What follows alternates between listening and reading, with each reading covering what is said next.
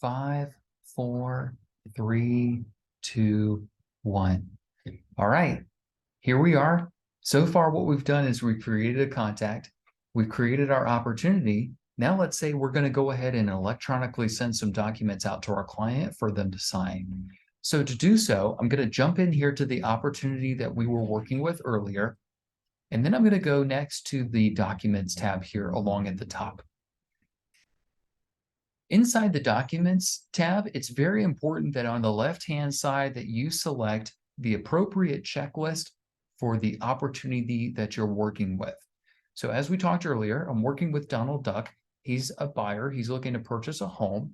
On the left-hand side for my checklist, I've got a handful of options, and this is going to differ depending on what market center you're a part of. So in this particular market center, they've got these checklists here: residential, new construction, lots and land, for sale by owner properties, commercial, and anything that's outside of the CMLS. So in this case, Donald Duck is going to go ahead and buy a residential property. And when I do so, up comes the appropriate checklists. So on the right-hand side, you're going to notice all of these documents here. Some are going to be required and some are going to be conditional. If you have any questions about these, definitely reach out to your broker in charge, but also keep in mind, there might be some very valuable points of information to consider with these documents as well that may save you a phone call or an email. If you take your cursor and hover over the little information eye here, you're going to see some notes. All of these notes are going to be different within each market center. So again, if you have any clarification questions or questions in general, feel free to reach out to your broker in charge for more information. So let's say we've went ahead and we've got all of our documents here and we're ready to go. What we're going to do next is we're going to go ahead and click on the Start a Transaction button here in the upper right-hand corner. And in this case, I'm going to switch different screens so you can see the example.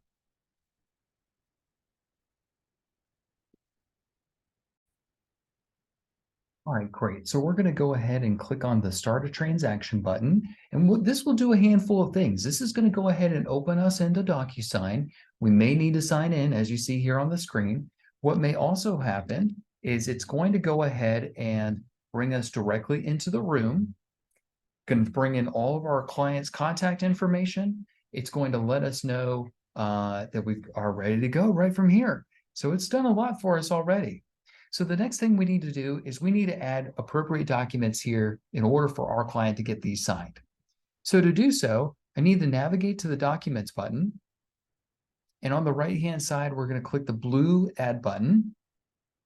And then we're going to select DocuSign Forms. As long as your NRDS number is filled in here, you're going to see all of the documents here that are ready to go. If not, you may see these that are grayed out.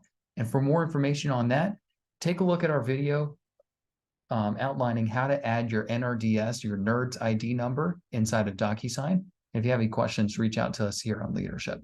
So let's say I'm going to go ahead and add my documents here. On the left-hand side, you're going to notice two sections. One of these says Packets, and the other says Libraries. We've went ahead and created all of these packets for you that are very similar to our checklist that we saw a moment ago inside of Command. So I'm going to find that same packet here. And here's residential resale for a buyer. And here's all the documents that I need. Your market center may show a little bit more documents than what mine is. So I'm just going to click the contract here. And then I'm going to go ahead and click blue Add Selected button down here below. And this is going to go ahead and take my document and bring it into the room. Let's say that I want to go ahead and take this document and make sure I've got it appropriately filled out. You want to just click on this document individually, and this will bring up the entire document for us to fill in the text boxes. So in this example, we won't go through all of the text boxes here. However, as you note here, it already has Donald Duck's information filled in, which is nice. I do get the opportunity to fill out the rest of these boxes here. And once I'm all finished doing so, I'm going to click Save and Close. And now I'm ready to go ahead and send this inside of an envelope. So remember the old school days before the age of technology here, we used to traditionally sit down with people in a conference room. We would bring these documents into the conference room. Are you noticing some similarities in our terminology here? Then from there, we would put these filled out documents in an envelope, and then we would present those to our clients for them to fill out and sign. Normally, what we would do too is probably highlight them for the areas in which they would initial, where they would sign, just to make it stand out to them. And DocuSign does the same thing. So to get started with that, I'm going to click on the checkbox for each document that I want to put inside of an envelope in the upper left-hand corner. When I click the checkbox, you'll notice here along the top that my toolbox comes up with different tools to interact with these documents. One of them is the pen icon, which if I hover over it long enough, it'll tell me to create an envelope. So from here, when I click on this is going to take that document and ask me a question of, who are we sending this to? It's just Donald Duck in this case, so I'm just going to click checkbox for buyer 1. Then I'm going to click continue. From here, what this is going to do is this is going to go ahead and put those labels in for all of the spots for the initials.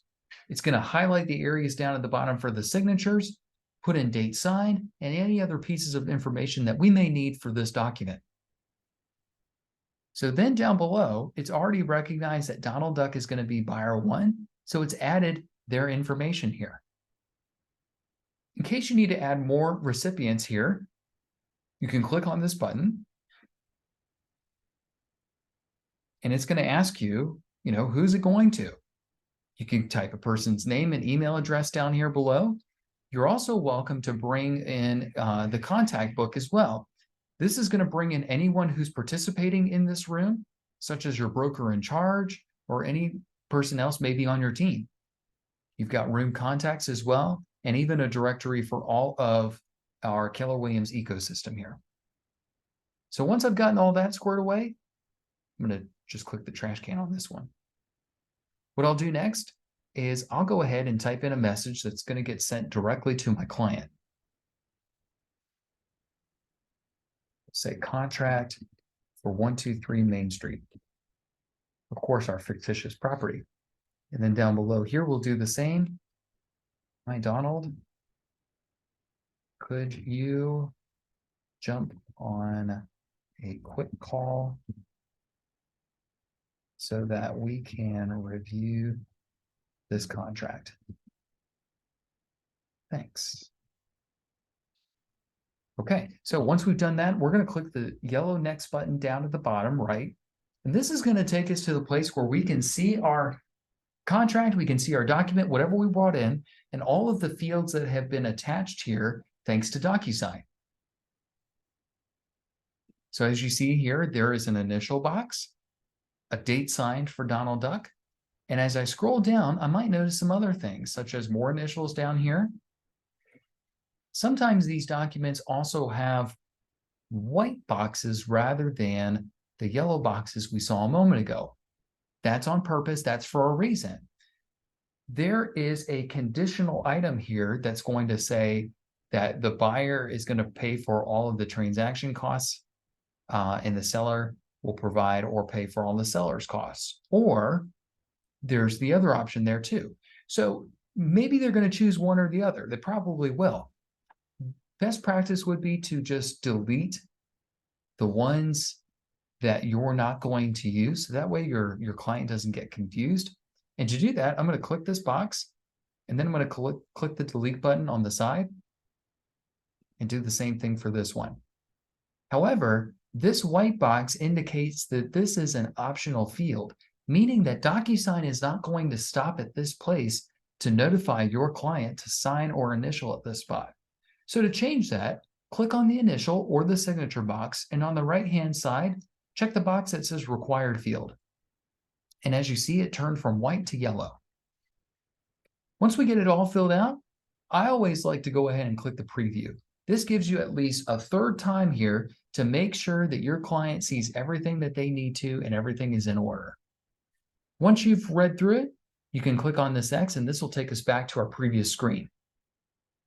And then from here, we would go ahead and click on the yellow send button, and this instantaneously gets sent out to your client for initials and signatures there.